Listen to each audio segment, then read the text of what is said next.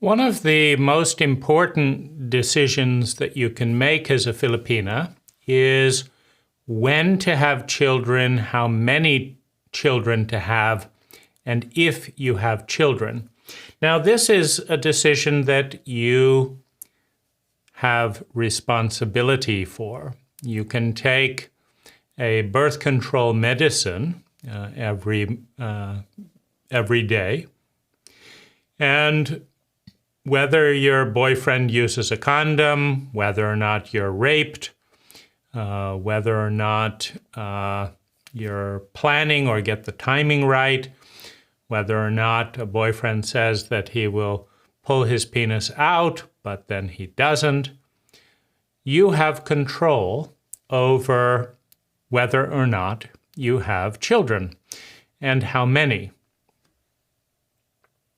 Now, this is a bigger question and a more important topic in the Philippines than it is in the United States, because there are a very large number of poor Filipinos. There are a very large number of cheating poor Filipinos who will get, maybe they already have a wife in some province, they will get another Filipina pregnant and then they will leave, or they will become abusive, or they will start gambling and drinking and using all of the money so that the woman is forced to raise the children herself.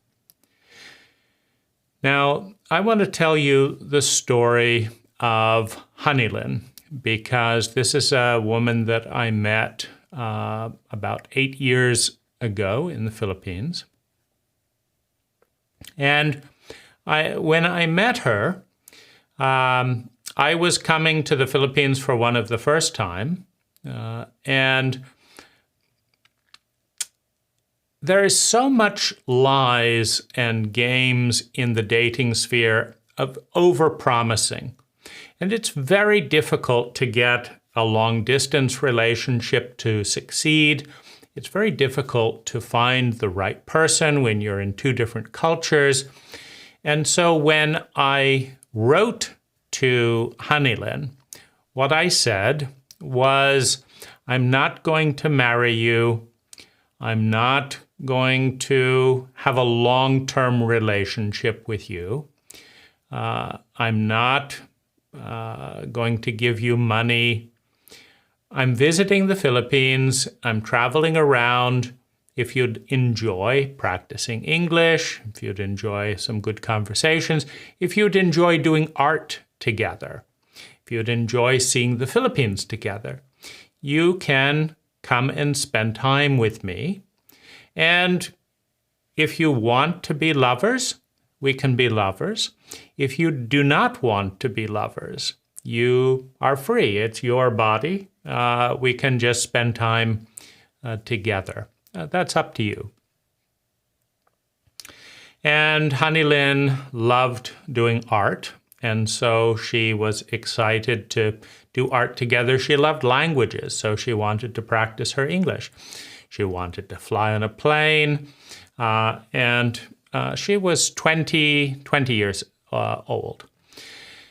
And one of the reasons that I chose Honeylyn from other women that were interested was because her mother thought it would be a good experience and was encouraging her. And it's always easier when you have your family supporting you to learn and grow than blocking you and you have to have family secrets. So Honeylyn and I set out on this adventure. Now, on this adventure, all kinds of fun and exciting things happened. I taught Honeylyn how to swim. I taught Honeylyn how to snorkel. I taught Honeylyn how to drive a car. I taught Honeylyn how to drive a motorcycle. We practiced English. We explored psychology and family dynamics. we had different types of food that, some that Hannelin liked, some that I liked. And we had a great adventure. Now, it's very unlikely that when you come together and meet for the first time, it's very unlikely. You have two very different people, different backgrounds, different beliefs, different needs. But I fell in love with Hannelin. And so I asked her if she was interested in having a longer relationship with me. She was not interested. She said she didn't want to fall in love with me because she was afraid that maybe I would abandon her, right? So that she would fall in love and then it would hurt when we separate. And I respected her decision. It was not a very rational decision because I was already in love with Hannelin. But you see, Hannelin had had 4 fathers. That means 4 different men had all abandoned her mother. So she had a lot of experience with abandoning, like she would attach to a father and the father would abandon her. She would attach to the father and the father would abandon her. Right? She would attach to the father and the father would abandon her. So Hannelin, with her 10 other siblings, watched her mother, right, be abandoned, and also was abandoned herself. And one of Hannelin's stepfathers shot her with a gun, right? So this is not easy for Hannelin's mother. It's not easy for Hannelin. And she doesn't want to get too close because her experience is then the man will abandon her. So that's her experience. So I'm already close because I'm in love with Hannelin, but she doesn't want to let me in, right? So I have to accept it. It's no fun being alone to love someone and they don't love you back. So we said goodbye. And I encouraged Hannelin, right? So when I was spending time, when we were lovers together, she wanted to be lovers. And so I bought her some pregnancy pills. And we also got tested for STDs, right? We got tested for HIV and STDs before we have sex. And we also take care of pregnancy because I don't want to leave Hannelin alone to raise a child. But her new boyfriend, right, after we separated, because she didn't want to fall in love, she didn't want to be close and then be abandoned. So her new boyfriend, she fell in love with him. And he didn't use a condom or anything. And so Hannelin quickly became pregnant. Now, she's pregnant and they don't have enough money. And so they don't have enough money. So she's asking me, can I give her some money? I say, no, I was in love with you, but you rejected me, and I encourage you to not to have a child until you can take care of yourself, right? But you ignore my love, you ignore my advice.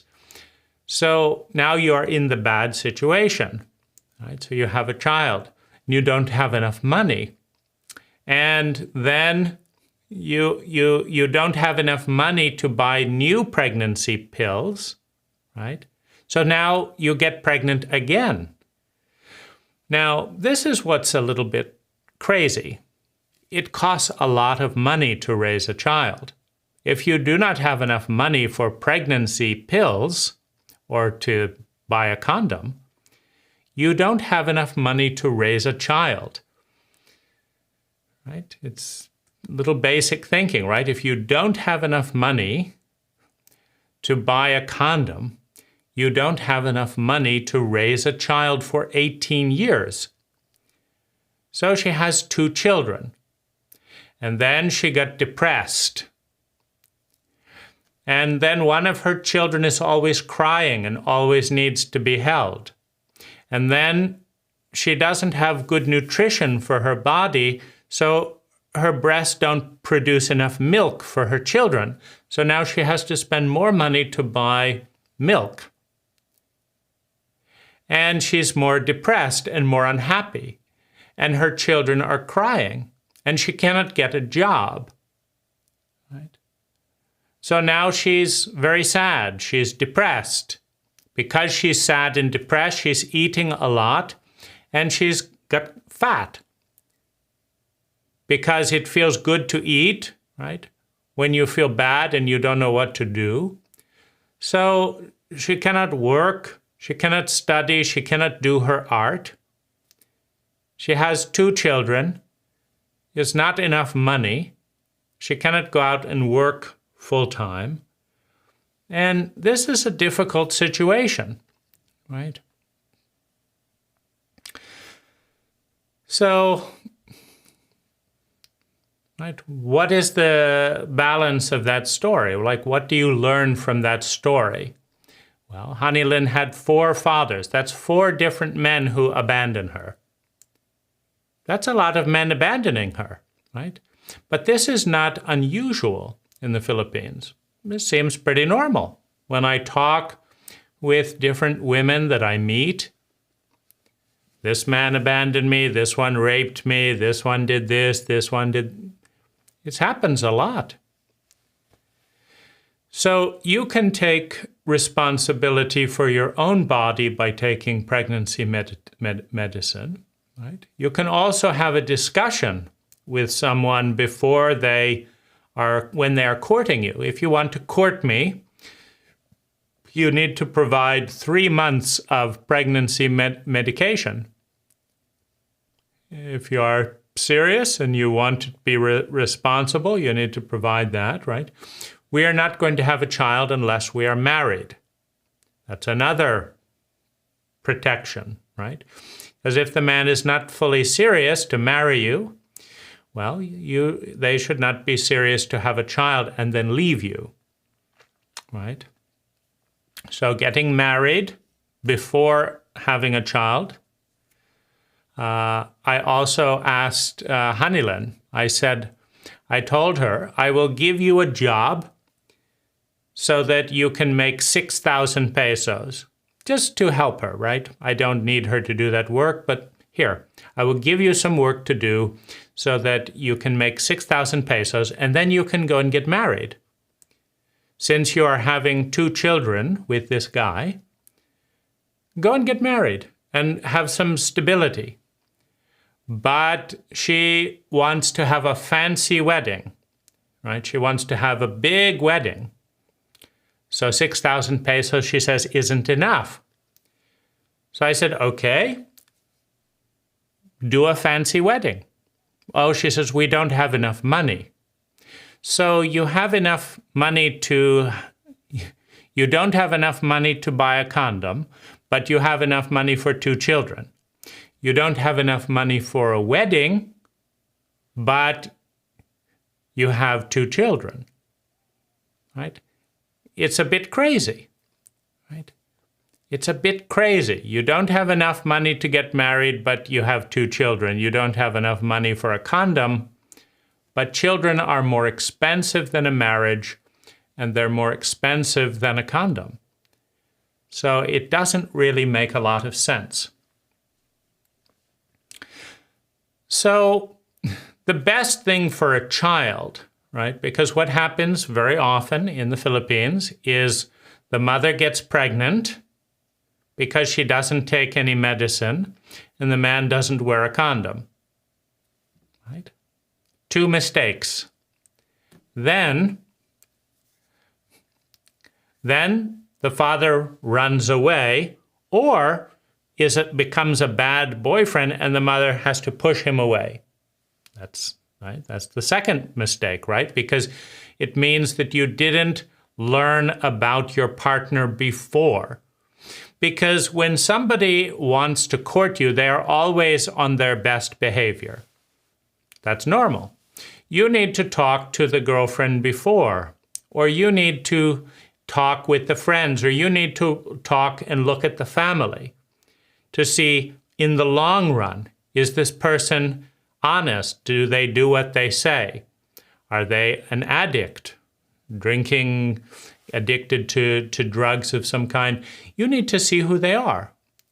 Are they hardworking? Do they do what they say? Do they borrow money and not pay it back? You need to learn about this person.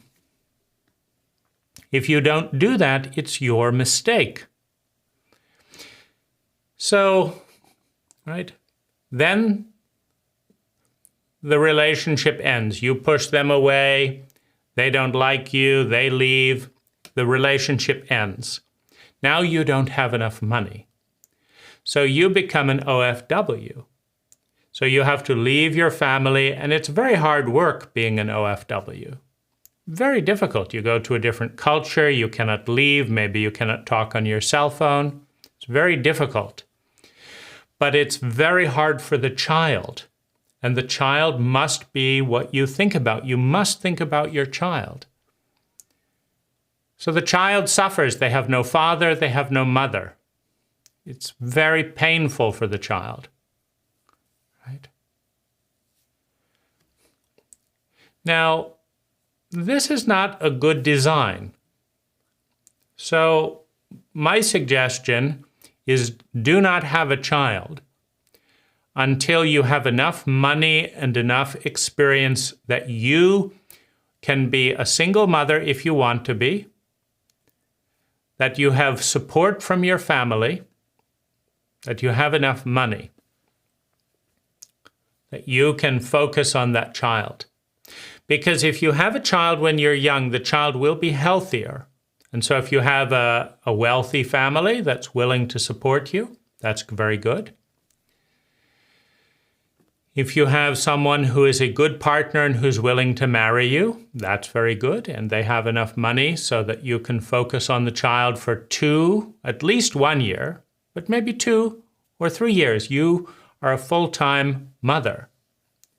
And you have enough nutrition in your diet to provide lots of good milk. The best nourishment for a child is a mother's milk.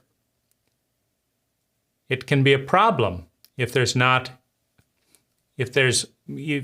you buy milk rather than the milk of the mother. Some children get sick mentally, emotionally, physically later. So you want to be a good mother, you want to study, you want to have time, you want to create a peaceful environment for that child.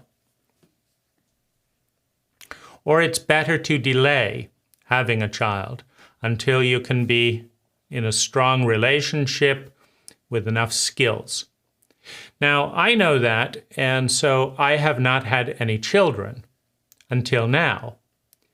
Now, when I go to the Philippines, I'm moving to the Philippines, I may have a child because I have enough money, I can retire, I can put all of my attention on a child. But I also know that I need to learn skills to be a good parent. So I will help take care of someone else's child as practice. I want to learn how to be a good parent because my parents did not teach me how to be a good parent. Honeylin's parents did not teach her how to be a good parent either.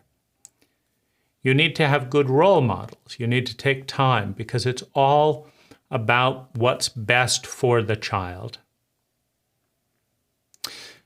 What about your experience? What is your advice to new mothers? What is your advice to someone who is considering to have a child or not have a child? How has a child benefited your life? How has a child made your life difficult? Let other Filipinas know in the comments below.